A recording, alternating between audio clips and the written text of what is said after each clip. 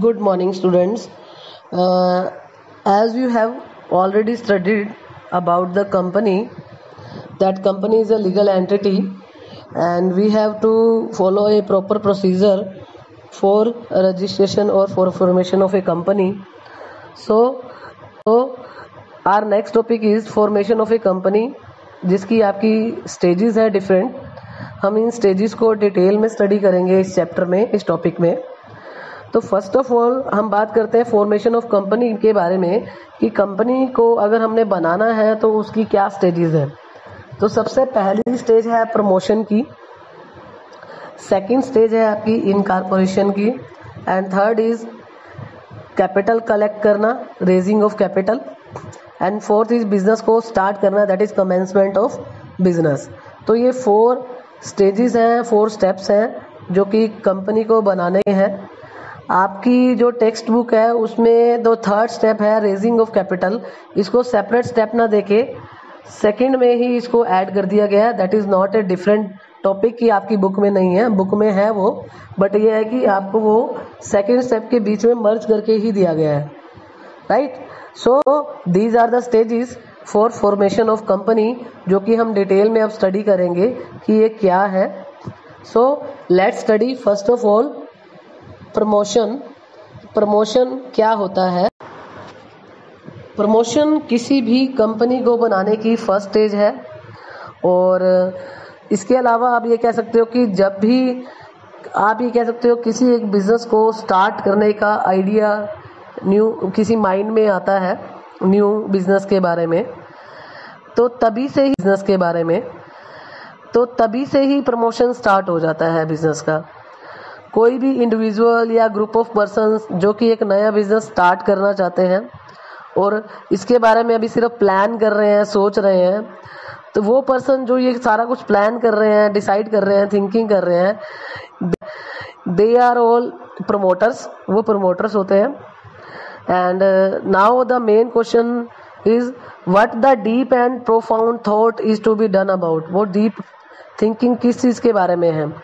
ये नॉर्मली होती है इस चीज़ के बारे में कि बिजनेस किस टाइप का होना चाहिए, उसका साइज क्या हो, कहाँ पर होगी लोकेशन, ओनरशिप क्या होगा, कैपिटल कहाँ से कलेक्ट होगी.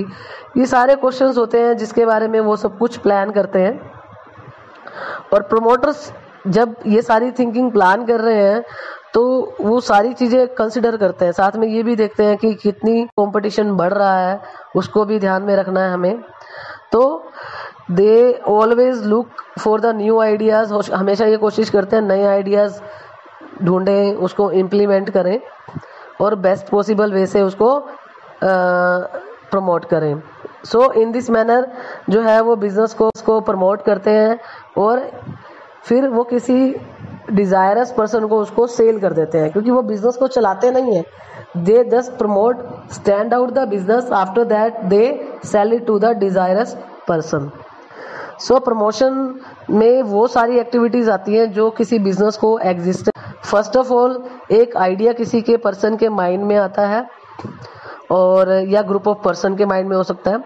फिर वो उस आइडिया को रियलिटी में कन्वर्ट करने के लिए सारी प्रिलिमिनरी एक्टिविटीज परफॉर्म करते हैं. अब वो प्रिलिमिनरी एक्टिविटीज क्या हो सकती हैं? Like sell and purchase of finish goods हो सकता है कि वो सोच रहे हो बिजनेस करने का, या ट्रेडिंग बिजनेस कह सकते हो आप जिसको, या फिर अगर मैन्युफैक्चरिंग बिजनेस है तो उसमें रॉ मटेरियल को फिनिश गुड्स में कन्वर्ट करने का बिजनेस हो सकता है, या फिर सर्विस बिजनेस भी हो सकता है. तो सबसे पहले उनके माइंड में यही आइडिया आएगा कि वो किस टाइप का बिजनेस करना चाहेंगे. सो यानी कि प्रमोशन मीन्स क्या है? न्यू आइडियाज को लेके नया बिजनेस स्टार्ट करना और स्टार्ट करके उसको सेल करना. तो ऑल ओवर आप ये कहोगे it refers to sum total of all those activities which are necessary for bringing the company into existence. यानी कि कंपनी को एक एग्जिस्टेंस देने के लिए जो सारी एक्टिविटीज की जाती हैं वो सारी क्या होती हैं? आपकी प्रमोशन में आती हैं. तो प्रमोशन की हमारी 4 स्टेजेस हैं. सबसे पहली स्टेज है न्यू आइडिया डिस्कवर करना.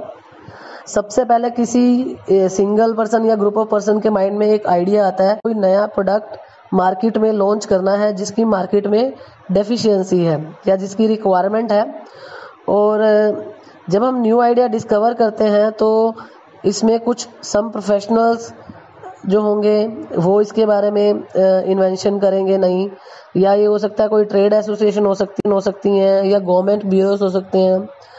तो एट दिस स्टेप जो है सबसे पहले सर्च किया जाता है कि इस तरह का बिजनेस सक्सेसफुली रन हो सकता है या नहीं। उसके बाद हम देखते हैं कि नेक्स्ट स्टेप करना है कि नहीं करना।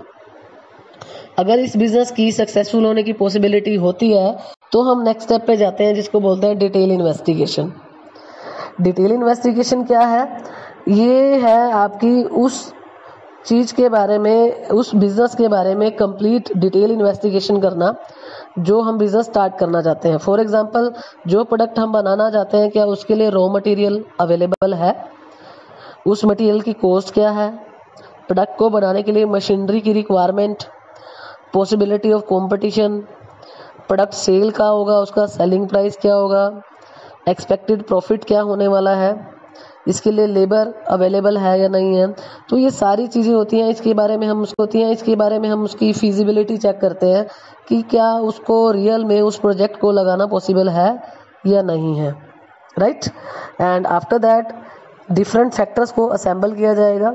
जब हमने ये देख लिया कि उस बिजनेस को स्टार्ट करने की पॉसिबिलिटी तो है, फिर हम उसके लिए रिसोर्सेज अरेंज करते हैं, ढूंढते हैं इसके लिए ऑर्गेनाइजेशन को जो बाद में रन करेंगे। इसके अलावा हम डिफरेंट लोगों से कॉन्ट्रैक्ट करते हैं जो हमें material, raw material, building machinery ये प्रोवाइड करेंगे, right. After that fourth point है वो है आपका फाइनेंसिंग द प्रोपोजिशन। ये क्या चीज़ है कि अगर आपने बिजनेस तो स्टार्ट करना जा रहे हो तो सबसे पहले क्या चाहिए? पैसा, मनी, कैपिटल। तो मेन थिंग अब हमें ये देखना पड़ेगा कैपिटल आएगी कहाँ से। तो हमारे कैपिटल कलेक्ट करने के वेरियस सोर्स होते हैं। तो अगर हम कैपिटल शेयर्स इशू करके करेंगे तो हमें ये देखना होगा शेयर्स कौन से टाइप के इशू में है, कंपनी कौन सी है, पब्लिक कंपनी है या प्राइवेट कंपनी है, उसके अकॉर्डिंग हमें देखना पड़ेगा कि कैपिटल किस तरह से कलेक्ट की जा सकती है। तो इस तरह से कैपिटल कलेक्ट करने के लिए अरेंजमेंट किए जाते हैं। तो ये जो 4 स्टेप्स हैं ये है आपके प्रमोशन की स्टेजेस। प्रमोशन में प्रमोटर्स जो है कौन कौन सी एक्टिविटीज़ परफॉर्म करते हैं, तो ये स्टेप जो है प्रमोशन तक कंप्लीट हो जाता है। आफ्टर दैट हम सोचते हैं कि कंपनी को एक लीगल स्टेटस दे दिया जाए। तो लीगल स्टेटस देने के लिए हम नेक्स्ट स्टेप पे जाते हैं जो क्या है incorporation and registration of A company means company को एक लीगल स्टेटस देना, कंपनी को एक सेपरेट नेम देना, आइडेंटिफिकेशन देना, एक सेपरेट रजिस्ट्रेशन नंबर इसका हो जाएगा। सेपरेट रजिस्ट्रेशन नंबर उसकी एक सेपरेट एंटिटी बन जाएगा। और जब रजिस्ट्रेशन कराया जाता है तो उसके लिए कुछ एक्टिविटीज़ की जाती हैं, यानी कि रजिस्ट्रेशन स्टेज पे भी हमारे पास बहुत से स्टेप्स हैं जो परफॉर्म करने पड़ते हैं। तो सबसे पहला स्टेप जो है प्रीलिमिनरी एक्टिविटीज़ में आता है, जिसमें सबसे पहला है रजिस्टर्ड ऑफिस। सबसे पहले हमें कंपनी का एक रजिस्टर्ड ऑफिस कहाँ पर है, लोकेटेड है, वो बताना होगा। ये डिसीजन प्रमोटर्स लेते हैं, राइट। एंड जनरली ये ज़रूरी होता है कि कंपनी का रजिस्टर्ड ऑफिस वहीं हो जहाँ पर कंपनी, उसी स्टेट में हो जहाँ पर कंपनी रजिस्टर्ड है। And second is decide the name of the company. हमें कंपनी का नाम ऐसा रखना होता है जो ऑलरेडी किसी कंपनी से मिलता जुलता ना हो या फिर गवर्नमेंट के अकॉर्डिंग ऑब्जेक्शनेबल ना हो। तो इस तरह से अगर प्राइवेट कंपनी हो तो प्राइवेट लिमिटेड वर्ड और पब्लिक कंपनी है तो ओनली लिमिटेड वर्ड यूज़ किया जाता है। थर्ड स्टेप है आपका to get license under IRDA act. Industrial development and regulation act के अंदर बिजनेस को अगर लाइसेंस लेने की रिक्वायरमेंट है तो उसको लाइसेंस लेना पड़ता है। और इसके लिए एक एप्लीकेशन फॉर्म फिल करके डॉक्यूमेंट्स के साथ वहाँ पर सबमिट कराना पड़ता है।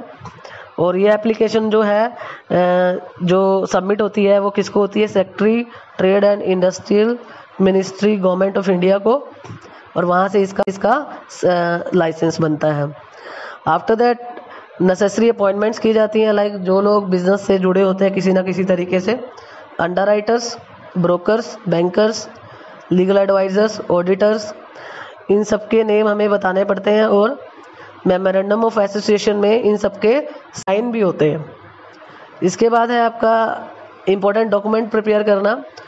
कंपनी को बनाने के लिए मेमोरेंडम और आर्टिकल, ये 2 इम्पोर्टेंट डॉक्यूमेंट है जो पहले प्रिंट कराने पड़ते हैं। उसके बाद हम एप्लीकेशन जो होती है रजिस्ट्रार को सबमिट कराते हैं। जो होते हैं कंपनी के, ये एप्लीकेशन जो है रजिस्ट्रार के पास जिस स्टेट में कंपनी का ऑफिस लोकेटेड है वहाँ पर सबमिट कराएंगे। ये थी आपकी प्रिलिमिनरी एक्टिविटीज़। प्रिलिमिनरी एक्टिविटीज़ के बाद जो हमारी नेक्स्ट है वो है documents to be filed with registrar के पास सबमिट कराने वाले इम्पोर्टेंट जो डॉक्यूमेंट होंगे उसमें कौन कौन से हैं। सबसे पहले मेमोरेंडम ऑफ एसोसिएशन, कोई भी कंपनी इसके बिना नहीं बन सकती। इसमें कंपनी का सेकंड इम्पोर्टेंट डॉक्यूमेंट होता है that is article of association. Article of association एक इंटरनल गाइडलाइंस होती हैं जो कि मेमोरेंडम ऑफ एसोसिएशन के अकॉर्डिंग जो है रूल आउट की जाती हैं। और आर्टिकल ऑफ एसोसिएशन में वो रूल्स रेगुलेशंस होते हैं जिसको आप चेंज भी कर सकते हो, उसमें थोड़ी फ्लेक्सिबिलिटी होगी, लेकिन मेमोरेंडम ऑफ एसोसिएशन में चेंजेस करना टिपिकल है।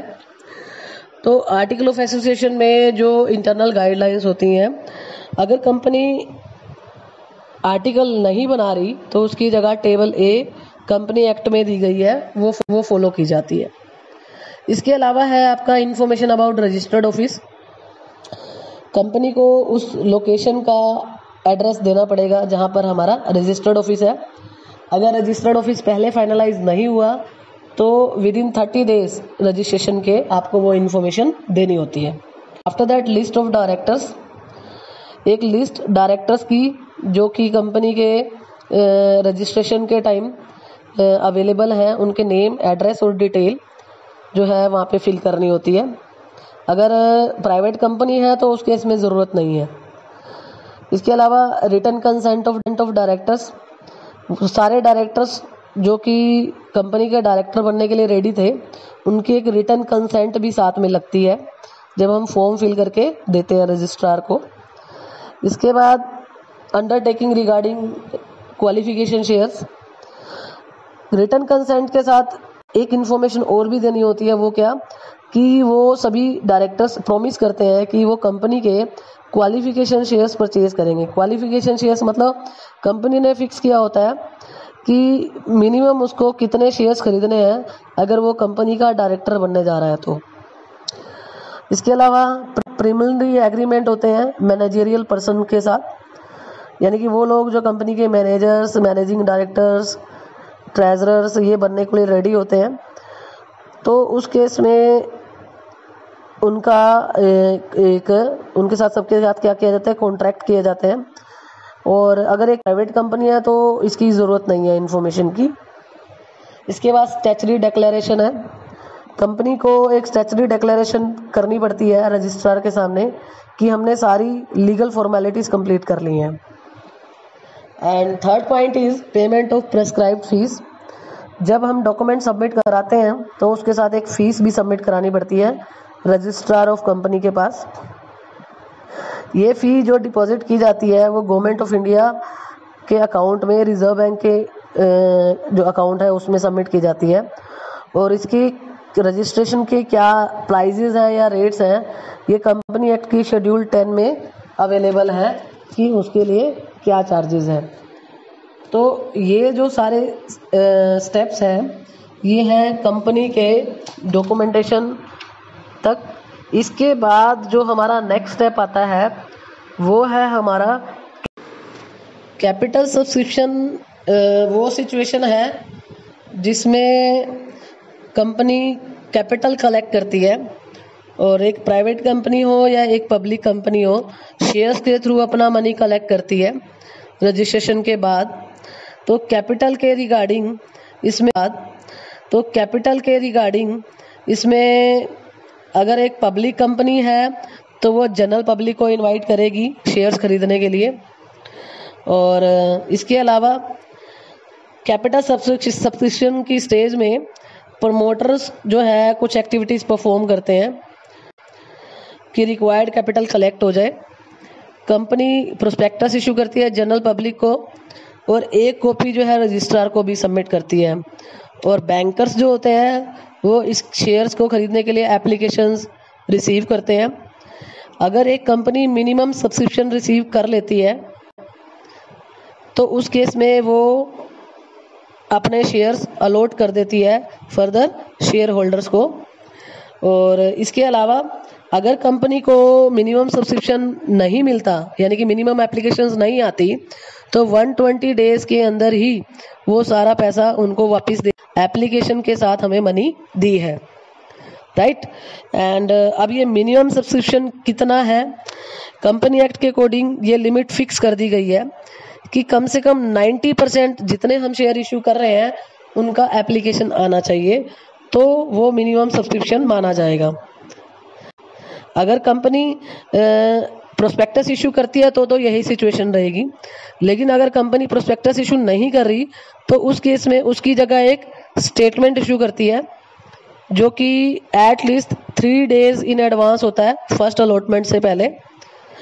और after this company has to complete the allotment related work, सारा प्रोसीजर वही करना पड़ता है जो जनरली कंपनी करती है, ठीक है। तो कंपनी जो भी कैपिटल से कलेक्ट होती है कंपनी उसका यूज़ क्या करती है, एसेट्स को खरीदने में जो भी कंपनी को चाहिए, कंपनी को स्टार्ट करने के लिए जो एक्सपेंसेस हुए उसको पे करने में जिसको हम प्रीमिनरी एक्सपेंसेस बोलते हैं, कंपनी ने अगर कोई लोन लिया था तो उसको पे करने में, और बिजनेस को स्मूथली रन करने में यानी कि वर्किंग कैपिटल के लिए। तो इन सब पर्पस के लिए कंपनी जो होती है वो फंड्स यूज़ करती है। तो ये था आपका कैपिटल सब्सक्रिप्शन का पॉइंट। आफ्टर है वो है कमेंसमेंट ऑफ बिजनेस। जब कंपनी को रजिस्ट्रेशन का सर्टिफिकेट इशू हो जाता है और कैपिटल भी कलेक्ट हो जाती है तो उसके बाद कंपनी को बिजनेस स्टार्ट करने का भी एक सर्टिफिकेट लेना होता है। जस्ट इनकॉर्पोरेशन के बाद ही कंपनी अपना बिजनेस स्टार्ट नहीं कर सकी। तो एक पब्लिक कंपनी को जो है अपना बिजनेस स्टार्ट करने से पहले कंपनी एक्ट की सेक्शन 11 के अकॉर्डिंग, जो कि 2013 में जो कंपनी एक्ट बनाया गया है उसके अकॉर्डिंग कहा गया है, अगर कंपनी प्रोस्पेक्टस इशू करती है तो कंपनी प्रोस्पेक्टस इशू नहीं करती तो उस केस में एक पब्लिक कंपनी को शेयर कैपिटल जो है पब्लिक से कलेक्ट करने की परमिशन होती है। तो शेयर्स डिबेंचर्स के थ्रू वो पब्लिक को इनवाइट करती है। तो उसके लिए कंडीशंस है कि मिनिमम सब्सक्रिप्शन आ जाना चाहिए। अगर नहीं आया तो विद इन 120 डेज वो सारा मनी रिफंड कर दिया जाता है।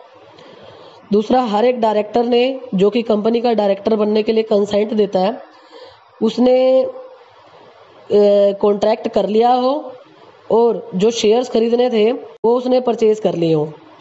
थर्ड, एक डिक्लेरेशन होती है जो हमें देनी है रजिस्ट्रार को कि पहले वाली 2 कंडीशन की कंपनी को मिनिमम सब्सक्रिप्शन मिल गया, डायरेक्टर ने क्वालिफिकेशन शेयर्स खरीद लिए, ये दोनों कंडीशंस पूरी हो गई हैं, इसकी डिक्लेरेशन रजिस्ट्रार के पास सबमिट करानी होती है।